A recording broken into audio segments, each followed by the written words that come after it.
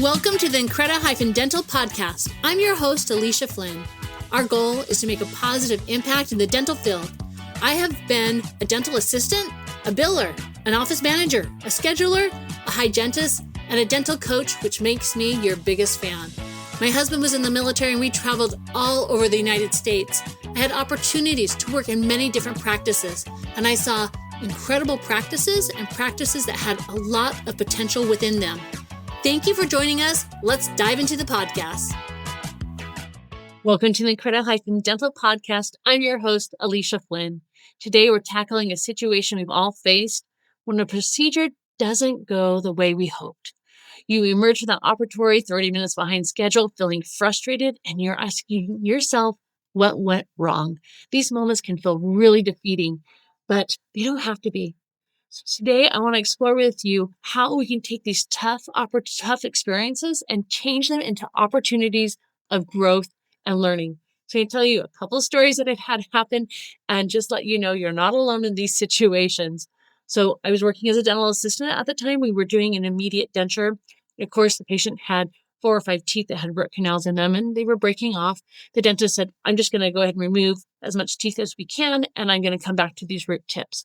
So we did the procedure. I was assisting, and we were starting to suture up the patient when I paused and realized we didn't go back to tooth number 3 and remove that root tip. And I touched the dentist's hand, and I was like, did we get all the root tips of tooth number 3? And he paused and looked at me and goes, let me double check.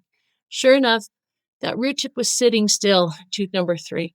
And had we not paused a moment, had that reflection, that could have easily missed, and that would have caused the patient several problems with that immediate denture, having those root tips in there. It could have been all right as well, but it was nice to know that we caught that.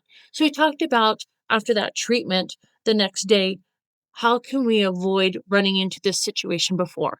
We reviewed a couple ideas. What we decided upon may not be what you would do, but we decided to have one piece of paper and a pen available, and we would write down whenever the tooth number, whenever the root broke, so that way we could make sure that we went back and crossed that number off when we made sure that all the root tip was gone to avoid that situation.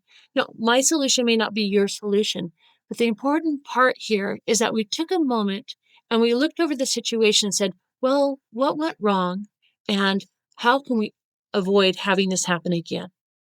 Because taking that opportunity leads to success, leads your team to higher ground. Another thing that I've had happen is we're cementing a permanent crown on a patient, and the patient sits up, says, yeah, the bite feels great. And then there's like, oh yeah, I forgot. I have these retainers. Are they going to fit over this crown? And there's that feeling, that sinking feeling in the pit of your stomach where you're like, oh my goodness, I can't believe we forgot to ask the patient about if they had retainers or a night guard. And this is another one that can be easily solved by having the patient ask before they come in for treatment or when they're diagnosed. I need to make sure that you bring your night guard or your retainers. But you can also ask at the time of their treatment. So a little bit of preventative will save you so much time, like 20, 30 minutes in adjusting a night guard or trying to get a retainer to fit, if you'll ask these important questions. But the last one I want to focus on is about your team, is about your dental assistant. Too often I see dentists making their temporary crowns when the assistant can do it, or packing cord when the assistant can do that in their state. We need to make sure that we use our assistants at the maximum capacity that they can be used at. We need to show our patients as well as other team members that we trust our dental assistants. One thing you can do is train them. I know a lot of dentists tell me, well, I just don't think that he or she will be able to do as good a job as I do as a dentist. And you're right. They may not be able to. But if you give them that opportunity to learn, if you take that opportunity to teach them how to make a better temporary crown or how to pack cord in a more successful manner, you're going to have a more satisfied dental assistant, and you're going to have your patients gain more trust in your dental assistant as well as your team. And this helps dental assistants feel like a more valuable part of the team. So it might seem small, but it will also save you as a dentist time. It will allow you the opportunity to do an exam in hygiene or to go get a patient done. It allows you and saves you some time so that way you can manage and work at your full capacity.